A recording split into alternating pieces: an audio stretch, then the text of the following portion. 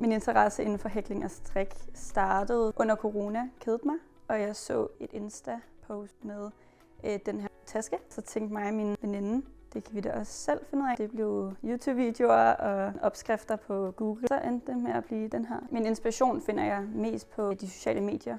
Meget Pinterest, Instagram, TikTok en del også. Det hele startede jo med den hæklede taske, og det var jo Rose Svane. Den er kende, jeg mest ser op til. Det projekt, jeg nok har haft sværest ved, den trøje, jeg har på nu. Jeg tror, den har taget mig et halvt år. Men det er også fordi, jeg typisk begynder på et nyt projekt, før jeg laver det andet færdigt. Lige nu er jeg i gang med at hækle en top. Den skal se sådan her ud, hvor der er et mønster i af sådan nogle blomster. Et godt råd til, at hvis man gerne vil starte, så er det at starte i det små. Noget nemt er i hvert fald at lave strikke et tørklæde, så det kan man i hvert fald. Og hvis man hellere vil hækle, de her boleo, utrolig populære, og det er bare start i den ende, og så ender du i den anden.